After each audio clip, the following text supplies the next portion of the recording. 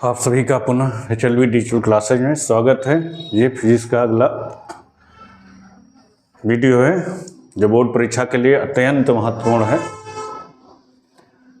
देखिए इसका पहला क्वेश्चन है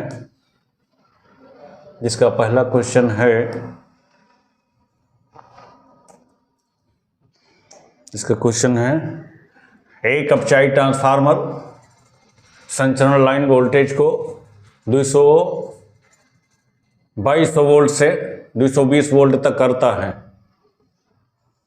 प्राथमिक कुंडली में 4000 फेरे हैं।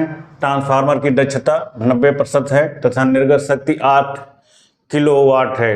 द्वितीय कुंडली में फेरों की संख्या गणना करनी है तथा निवेशी शक्ति ज्ञात करना है। तो देखिए हमको दिया गया है कि अपचाई ट्रांसफार्मर का वोल्टेज हमको दिया है Vp बराबर हमको दिया है 2200 वोल्ट। ये दिया है 2200 वोल्ट दिया है तथा अपचाई है तो दूसरे में वोल्टेज घट गया तो Vs बराबर हमारा बचा 220 वोल्ट हमारा है। प्राथमिक कुंडली में फेरों की संख्या, प्राथमिक कुंडली में फेरों की संख्या हमारी है 4000।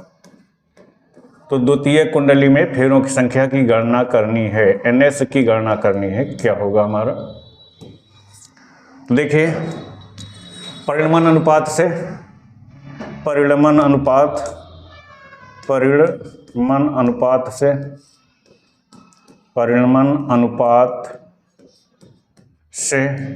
हमारा होगा Vp अपॉन Vs बराबर होगा हमारा NP अपॉन NS। अब हमको NS निकालना है, पक्षांतरित कर देंगे। NS हमारा यहाँ चला जाएगा तो NS बराबर NP बटे NS और ये Vs पक्षांतरित होकर के ये हमारा हो जाएगा NS यहाँ पर आ जाएगा तो हमारा Vp नीचे चला जाएगा तो NS और हमारा NP यहीं रहेगा।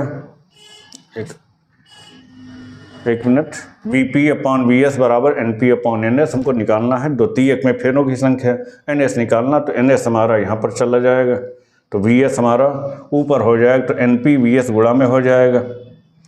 Vs हमारा गुणा में हो जाएगा Vs, ये हमारा गुणा में हो गया तो NS। अब NS हमारा यहाँ ये सारी गलत हो गए तो हो गया NP NS हमारा यहाँ चला गया तो Vp हमारा यहाँ पर आ गया, Vp हमारा यहाँ पर आ गया। अब इन मानों को हम रख देते हैं। देखिए तो हमने रख दिया तो NS की गणना करनी है, द्वितीयक में फेरों की संख्या। NP हमारा है 2200 वोल्ट है गुणे Vs हमारा है 220 वोल्ट। NP हमारा है 4000, सॉरी NP हमारा है 4000, ये हमारा है 4000। NP Vs हमारा है 220 वोल्ट बटे Vp हमारा है 2200, Vp हमारा है 2200। काट देते हैं, ये 0 से 1 कट गया, एक 0 से 1 कट गया, 22 से हमारा 2200 कट गया। इस तरह से द्वितीय कुंडली में फेरों की संख्या हमारी 4 आ जाती है। तो ये हमारा आ जाता है द्वितीय कुंडली में फेरों की संख्या। तो द्वितीय कुंडली में फेरों की संख्या NS बराबर हमारा हो जाता है 400। तो द्वितीय कुंडली में 400 फेरे होते हैं तो एक हमारा आंसर आ जाता है। अब पुनः कह रहा है ट्रांसफार्मर की दक्षता 90% है। तो देखिए ट्रांसफार्मर की दक्षता के लिए फार्मूला होता है ट्रांसफार्मर की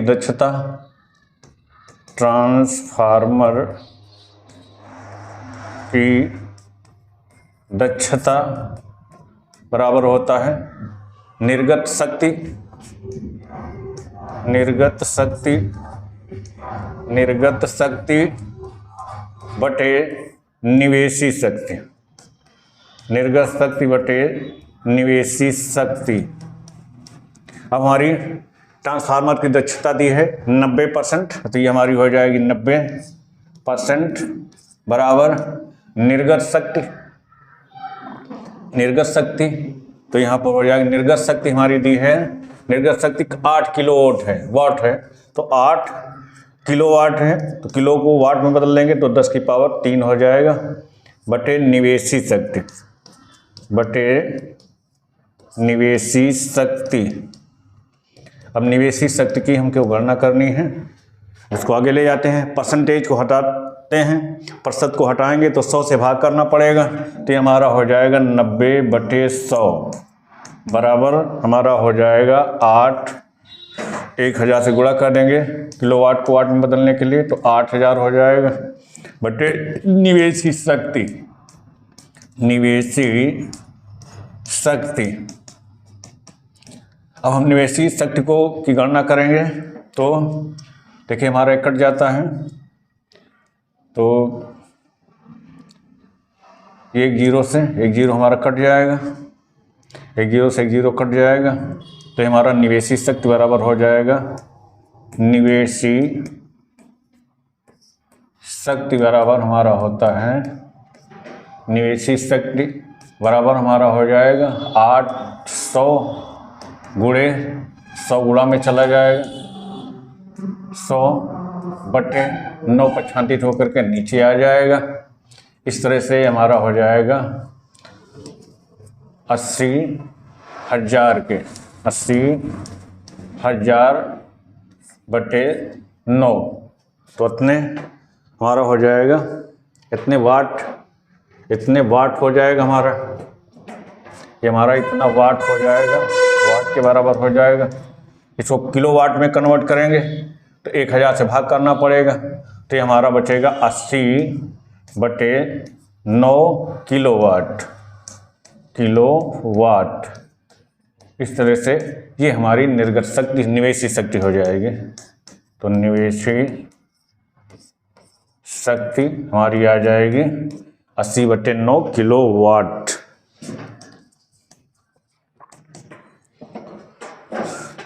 आई होप समझ गए होंगे। तो आगे बढ़ते हैं।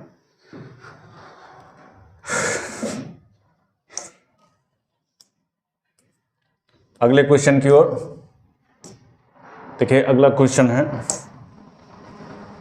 एक आदर्श ट्रांसफार्मर की प्राथमिक एवं द्वितीयक कुंडलियों में फेरों की संख्या 1100 एवं 110 है। प्राथमिक कुंडली में सप्लाई वोल्टेज 220 वोल्ट है। यह द्वितीय कुंडली से जुड़े संयंत्र की प्रतिबाधा 220 ओम हो तो प्रतिरोध तो प्राथमिक कुंडली द्वारा ली गई धारा का मान ज्ञात कीजिए। अब इसमें हमें निकालना है, प्राथमिक कुंडली में धारा की गणना करनी है। अब देखिए हमारा दिया है एक आदर्श ट्रांसफार्मर की प्राथमिक और द्वितीय कुंडलियों में। तो देखिए सवाल को हम करते हैं, ट्रांसफार्मर की प्राथमिक और द्वितीय कुंडलियों में फेरों की संख्या। तो फेरों की संख्या, इसका मतलब हमारा जो एनपी दिया है वो एनपी बराबर हमारा दिया है 1100। फिर एनएस जो दिया है वो एनएस बराबर हमको दिया है 110 फेरों की संख्या दी है। प्राथमिक कुंडली में सप्लाई वोल्टेज, तो प्राथमिक कुंडली वीपी हो जाए, सप्लाई वोल्टेज है 220 वोल्ट है। तो द्वितीय कुंडली में वोल्टेज की हम गणना कर लेते हैं वीएस की। तो वीएस हम ज्ञात कर लेते हैं। वीएस क्या होगा, तो परिणमन अनुपात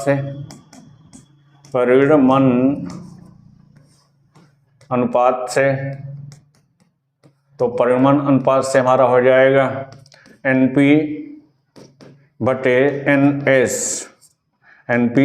एनएस बराबर वीपी बटे वीएस। वीएस हमको निकालना है, यहाँ पर छात्रित कर देंगे तो वीएस बराबर हमारा हो जाएगा वीपी बटे, अब एनपी नीचे प्रछांतित होकर के आएगा तो यहाँ हो जाएगा एनपी गुणे एनएस प्रछांतित होकर जाएगा तो ऊपर हो जाएगा एनएस। इस तरह से हमारा ये हो जाएगा। अब इस मान को हम रख देते हैं। तो हमारा वीपी का मान दिया है, वीपी हमारा दिया है वीपी 220 वोल्ट है। 220 वोल्ट है। NP का मान हमारा दिया है 1100 है। NS बराबर हमारा दिया है 110।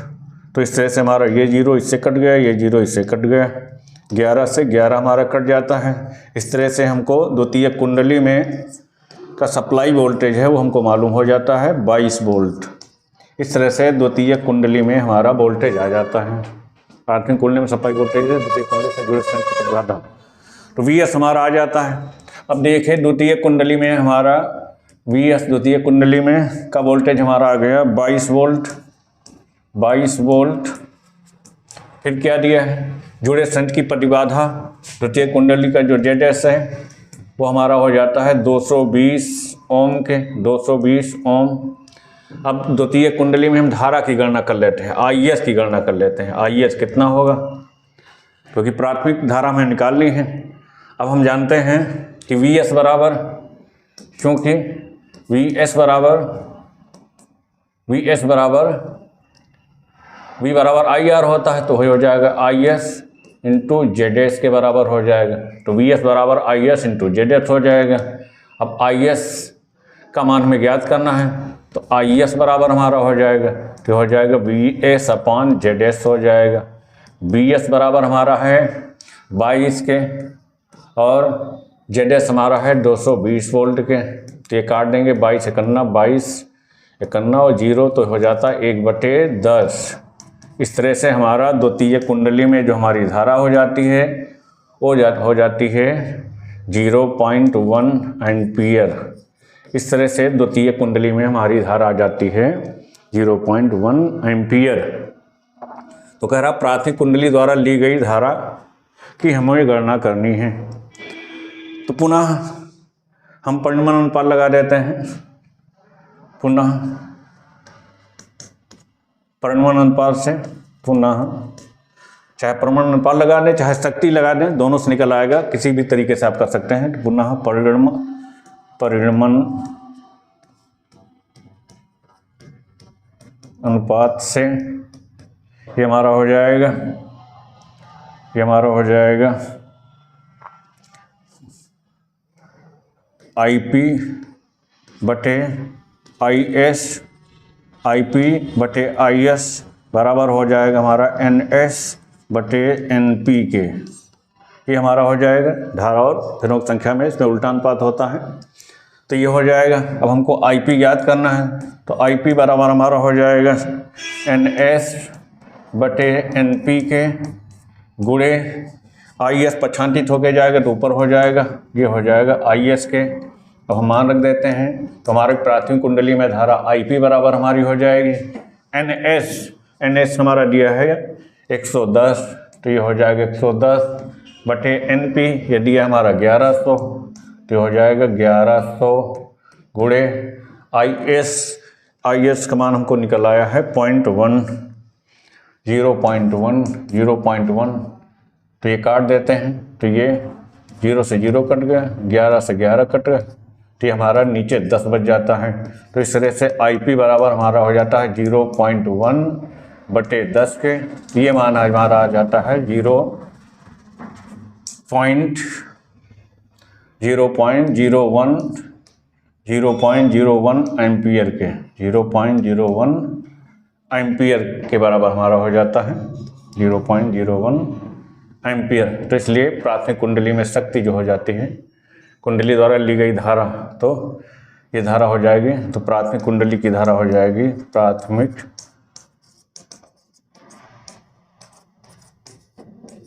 कुंडली में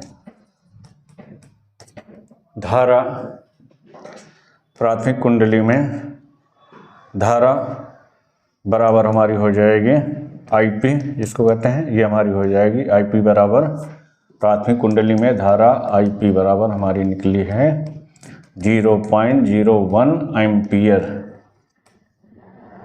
यही हमारा आंसर होगा। इस तरह से हमने प्राथमिक कुंडली में धारा की गणना कर लिया है। देखिए 2020, 19, 14 में पूछा गया है, इस बार आने की इसकी बहुत ज़्यादा संभावना है, बहुत इंपॉर्टेंट क्वेश्चन है। पहले हमने क्या किया, परिमाण अनुपात निकाल करके द्वितीय कुंडली में हमने वोल्टेज याद कर लिया। अब हमारी प्रतिबाधा दी थी और वोल्टेज ज्ञात था, तो हमने द्वितीय कुंडली में धारा की गणना कर लिया। अब द्वितीय कुंडली में हमें धारा ज्ञात हो जाने से पुनः परिबंध अनुपात लगा दिया और फेरों की संख्या से उसका संबंध जोड़ करके हमने प्राथमिक कुंडली में धारा की गणना कर लिया। तो आई होप समझ गए होंगे। स्क्रीनशॉट लेना चाहते हैं, स्क्रीनशॉट लें। अगले क्वेश्चन की ओर बढ़ते हैं। अगला क्वेश्चन होगा, अगला क्वेश्चन है, किसी माध्यम में प्रकाश का वेग, तो प्रकाश का वेग दिया हुआ है 1.5 × 10⁸ मीटर पर सेकंड है। इस माध्यम से हवा में जाने वाले किरण के लिए क्रांतिक कोण ज्ञात कीजिए। अब देखिए हमारा क्या दिया हुआ है, हमको मालूम है कि वेग v बराबर हमको दिया है 1.5 × 10⁸ मीटर प्रति सेकंड है। इस माध्यम से हवा में जाने वाले किरण के क्रांतिक कोण c की गणना करनी है। c बराबर क्या होगा, नो क्रांतिक कोण, हाँ एक क्रांतिक कोण की गणना करी है। क्रांतिक कोण c बराबर हमको ज्ञात करना है, क्या होगा। प्रकाश की चाल हमको मालूम है c, ये हमारी प्रकाश की चाल है। प्रकाश की चाल c बराबर 3 × 10⁸ मीटर पर सेकंड होती है। अब हम निकाल लेते हैं अपवर्तनांक की गणना कर लेंगे। अब अपवर्तनांक n बराबर होता है निर्वात में प्रकाश की चाल बटे माध्यम में प्रकाश की चाल। तो इस तरह से निर्वात में प्रकाश की चाल हमको मालूम है 3 × 10⁸ मीटर पर सेकंड होती है। माध्यम में प्रकाश की चाल 1.5 × 10⁸ दी हुई है मीटर पर सेकंड। पावर से पावर काट देते हैं, दशमलव हटाया, 0 बढ़ा दिए, 15 × 1 15 दूना 30। इस तरह से अपवर्तनांक n बराबर हमारा 2 आ जाता है। तो इस तरह से हमारा अपवर्तनांक निकल आता है, 2 हो गया। अब हमें पता है, अब हम संबंध लगा देते हैं अपवर्तनांक तथा क्रांतिक कोण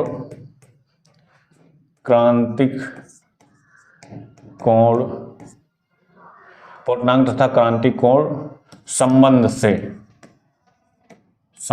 से। अब देखिए अपवर्तनांक n बराबर हमारा होता है n बराबर 1/sin के। अब हमको ज्ञात करना है क्रांतिक कोण ज्ञात करना है। क्रांतिक कोण तो हम पक्षांतरित कर देते हैं, तो हमारा sin c बराबर हो जाएगा 1/n के। अब n का मान रख देते हैं, तो sin c बराबर 1/n का मान हमने 2 निकाल लिया है, 2 को यहाँ पुट कर देते हैं। इस तरह से हमारा sin c बराबर 1/2 के हो जाता है। इस तरह से क्रांतिक कोण c बराबर हमारा होता है। साइन को पक्षांतरित करेंगे तो हमारा हो जाएगा sin इनवर्स 1/2। sin इनवर्स 1/2 हमारा हो जाता है। तो यही हमारा क्रांतिक कोण हो जाता है। तो ये आई होप समझ गए होंगे। तो c बराबर sin इनवर्स 1/2। चलिए अगले क्वेश्चन की ओर बढ़ते हैं। अगला क्वेश्चन है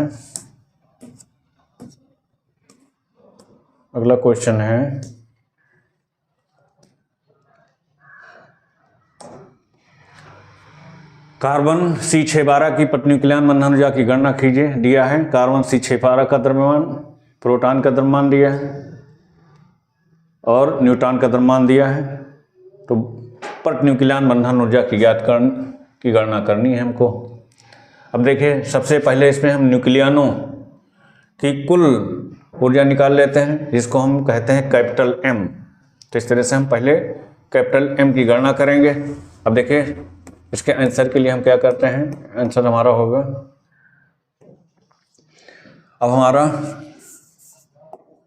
आंसर, अब कैपिटल M हमारा जो होता है, कैपिटल M बराबर कार्बन C612 है, हमारा संकेत है C612। C612 हमारे 6 प्रोटॉन हैं, C612 में हमारे 6 प्रोटॉन हैं, तो 6 गुणे एक प्रोटॉन का एटॉमिक मास यूनिट में भार, तो एक प्रोटॉन का एटॉमिक मास यूनिट भार में दिया है 1.0081 प्लस नंबर ऑफ न्यूट्रॉन्स, तो नंबर ऑफ न्यूट्रॉन 12 से 6 घटेंगे वो भी 6 हो जाएंगे। 6 गुणे एक न्यूट्रॉन का एटॉमिक मास यूनिट में भार, ये हमारा मान दिया है 1.0090 के, तो ये हमारा हो जाएगा, ये हमारा कैपिटल एम बराबर हो जाएगा 6 कन्ना 6, 6 अठे 48 के 48, ये हो जाएगा 0, ये हो जाएगा 6 कन्ना 6 प्लस 6 शून्य 6 नवाई 54, 6 नवाई 54 0, तो ये हो जाएगा 54 के 54, आगे हो जाएगा 0.6 करना 6, इसको ऐड कर देते हैं। देखिए 6 शून्य जोड़ेंगे 6 हो जाएगा, फिर यहाँ पर 8 और 4 जोड़ेंगे, 8 4 12 के 2 हो जाएंगे, 8 4 12 के 2, हाथ आया 1, अब यहाँ पर होगा 4 1 5 5 10 का 10, आगे शून्य है तो 10 हो जाएगा, ये हो जाएगा, और ये हो जाएगा 6 6 12। इस तरह से हमारा कैपिटल एम का मान आ जाता है इतना। कैपिटल ए हमारा दिया हुआ है, देखिए ये का द्रव्यमान ए हमारा दिया है, ये हमको पता है दिया है 12.0038 एटॉमिक मास यूनिट AMU दिया है, और ये हमारा ये आ गया AMU, इतने एटॉमिक मास यूनिट आ गए। अब इस तरह से हम द्रव्यमान क्षति की गणना कर लेते हैं, तो इसलिए द्रव्यमान क्षति बराबर हमारा होगा, द्रव्यमान क्षति डेल्टा एम बराबर हमारा होता है न्यूक्लियनों के अवयव कणों का भार माइनस उसका वास्तविक भार ए, तो ये हमारा कुल भार होता है, ये वास्तविक भार होता है। अब इससे इसको हम घटा देते हैं, तो ये हमारा हो जाएगा 12.1026 से माइनस कर देंगे 12.0038 से, तो कितना बचेगा, घटा लेते हैं 12.1026 से घटा दीजिए 12.0038, तो ये माइनस होगा तो 16 से 8 जाएगा, 8 बचेगा, 16 से 8 गया, 8 बचा, यहाँ बचा 1, हाथ आ गया तो यहाँ 1 बचा, 11 से 3 गए, बचे 8 के, अब यहाँ पर शून्य हाथ, यहाँ 9 बचा, यहाँ 7 गया था 9 से शून्य गया, ये 9 बचा, ये हो गया 0.0 के।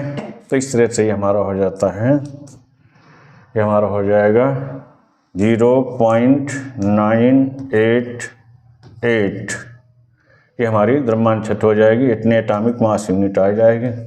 तो इस तरह से हमने द्रव्यमान क्षति निकाल लिया, तो हमने अवयव कणों का कुल भार ज्ञात कर लिया, उससे फिर हमने द्रव्यमान क्षति ज्ञात कर लिया डेल्टा एम, ये हमारी द्रव्यमान क्षति होती है। द्रव्यमान क्षति हमारी हो गई। अब आगे हम निकाल लेते हैं कुल ऊर्जा, कुल बंधन ऊर्जा। अब हमें पता है कुल बंधन ऊर्जा, तो कुल बंधन ऊर्जा डेल्टा ई कह दें चाहे डेल्टा बी कह दें, ये बराबर हमारा होता है डेल्टा कुल बंधन ऊर्जा, चलिए हम 20 लिख देते हैं, कुल बंधन ऊर्जा बी बराबर हमारा होता है डेल्टा एम गुणे 931 मिलियन इलेक्ट्रॉन वोल्ट के, ये हमारा फार्मूला होता है। तो देखिए अब हम रख देते हैं कुल बंधन ऊर्जा के लिए हम बी बराबर डेल्टा एम हमारा निकल आया 0.988 गुणे 931 के। इस तरह से ये हमारी कुल बंधन ऊर्जा हो जाएगी, कुल बंधन ऊर्जा होगी। अब इसको हम गुणा कर लेते हैं, तो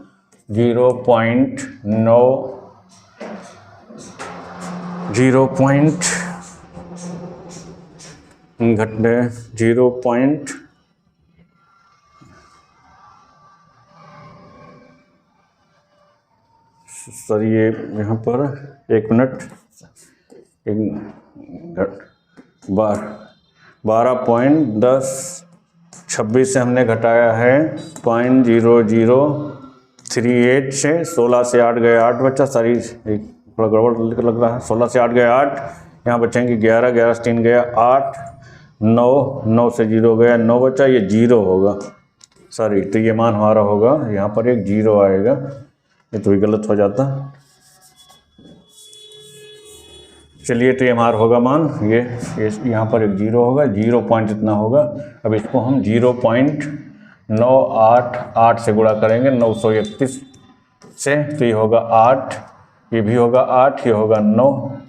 अब 3 से गुणा करेंगे तो 3 × 8 = 24 के 4, 3 × 8 = 24, 2 = 26 के 6, हाथ आए 2, 3 × 9 = 27, 27 × 2 = 29, 27 × 2 = 29, फिर एक अंक छूटेगा, 9 × 8 = 72 के 2, 9 × 8 = 72 के 2, हाथ आए 7, फिर 9 × 8 = 72, 72 और 7 = 79, 79 के ये 9 हो गए, 9 हो गया, फिर हाथ हो गए 7, फिर 9 × 9 = 81, और 81 में 7 जुड़ जाएगा तो हो जाएगा 88, तो ये हो जाएगा 88।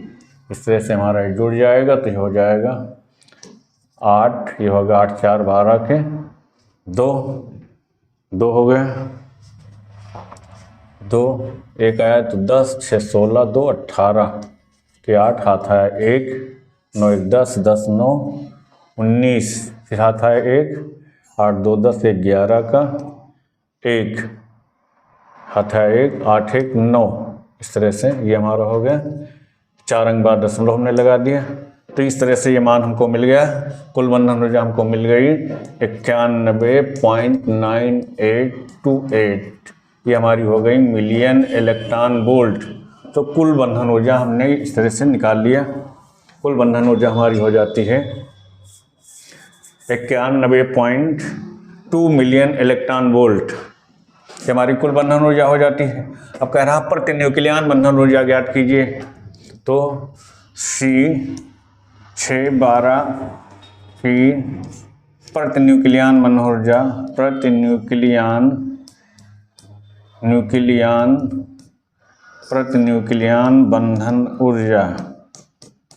बंधन ऊर्जा ये बराबर हो जाएगी कुल बंधन ऊर्जा बटे number of proton plus number of neutron, कुल अवयवी कणों की संख्या। इस तरह से ये हमारा मान हो जाएगा, ये बराबर हमारा हो जाएगी प्रति न्यूक्लियन बंधन ऊर्जा, प्रति न्यूक्लियन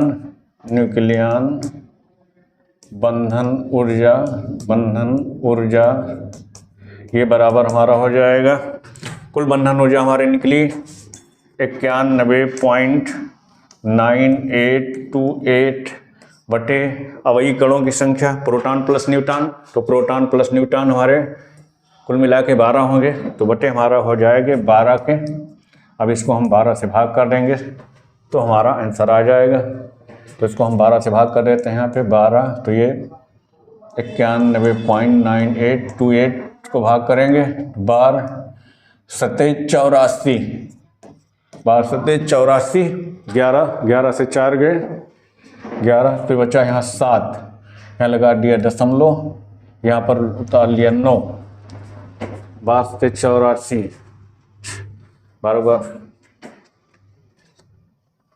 12 6 72, तो 12 6 72, 9 2 गए, यहाँ फिर 7 बचा, यहाँ फिर 8 उतार लिया, फिर 12 6 72 बार जाएगा, फिर 6 बचेगा, फिर 8 उतार लेंगे, 8 उतार लेते हैं तो 12 पंचे 60, 12 पंचे 60।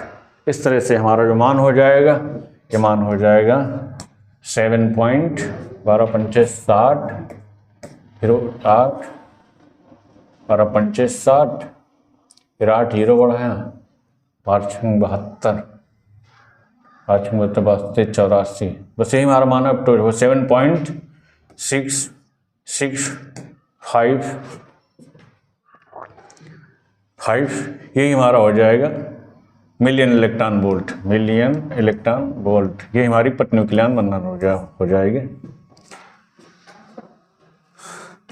तो आई होप समझ गए होंगे। इस तरह से हमने क्या किया, पहले कुल द्रव्यमान निकाल लिया न्यूक्लियनों का, फिर हमने वास्तविक द्रव्यमान हमको दिया हुआ है, ये देखें ए, ये हमारा ए हो जाता है, ये हमने ये लिख लिया। फिर द्रव्यमान छत के लिए हमने कुल भार से जो हमारा वास्तविक भार दिया था उसे घटा दिया तो हमको मिल जाती है बंधन ऊर्जा।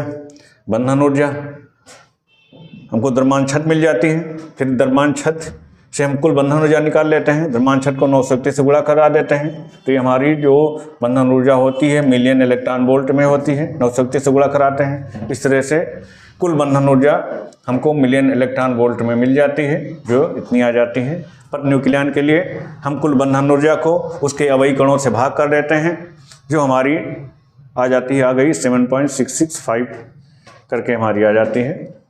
तो आई होप समझ गए होंगे। अगले क्वेश्चन की ओर बढ़ते हैं। अगला क्वेश्चन हमारा होगा, अगला क्वेश्चन है,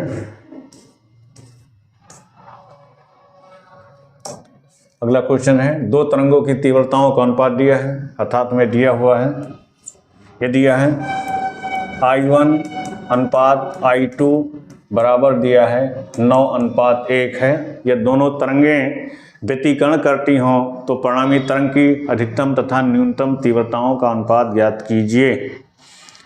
तो देखिए ये हमारा तीव्रताओं का अनुपात दिया है।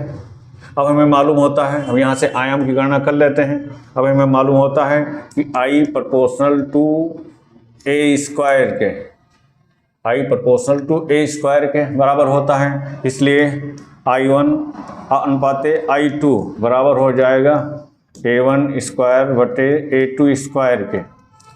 तो इस तरह से हम A1 A2 का मान ज्ञात कर लेते हैं। तो इसलिए A1 स्क्वायर बटे A2 स्क्वायर बराबर हमारा हो जाएगा I1 बटे I2, और ये मान हमारा दिया है 9/1 के। वर्गमूल ले लेते हैं। वर्गमूल लेने पर दोनों पक्षों में हमने वर्गमूल ले लिया तो हमारा ये हो जाता है A1/A2, इधर हो जाता है हमारा 3/1 के, 3/1 के हमारा मान आ जाता है। तो देखिए इस तरह से हमारा हो जाता है A1/A2 बराबर 3/1 के, 1 के।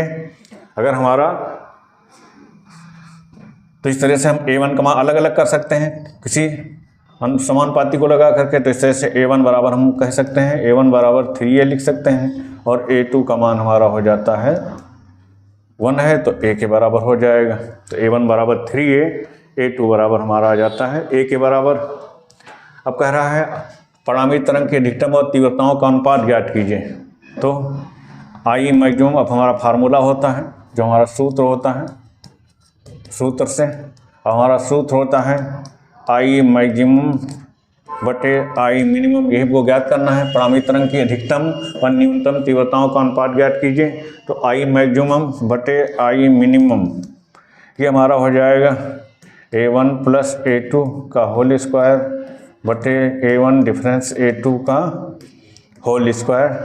इस तरह से हम A1 और A2 के मान रख देते हैं तो हमारा हो जाएगा I मैक्सिमम बटे I मिनिमम के। तो ये हमारा हो जाएगा A1 का मान है 3A, तो हमारा हो जाएगा 3A प्लस A1A है A का होल स्क्वायर बटे A1 3A माइनस A का होल स्क्वायर। इसको जब हम जोड़ लेते हैं तो ये हो जाएगा 4A अपॉन नीचे बचेगा 2A। तो ये होल स्क्वायर ब्रैकेट खोलेंगे तो हमारा हो जाएगा 16A स्क्वायर, नीचे हो जाएगा 4A स्क्वायर, A स्क्वायर से स्क्वायर कट गया, 4 करना 4, 4 चौक 16 के। तो ये हो जाता हमारा 4/1 के। इस तरह से हमारा I मैक्सिमम अधिकतम तीव्रता अनुपात न्यूनतम तीव्रता I मिनिमम का अनुपात हो जाता है 4:1। तो इस तरह से हमारा अधिकतम तरंगों की अधिकतम और न्यूनतम तीव्रता का अनुपात हमको ज्ञात हो जाता है 4:1। तो आप सभी समझ गए होंगे। ये हमारा इस वीडियो का लास्ट क्वेश्चन था। फिर अगले वीडियो में मिलते हैं। इस चैनल पे नए हैं तो चैनल को सब्सक्राइब जरूर करें और बेल आइकन भी दबा दें। धन्यवाद।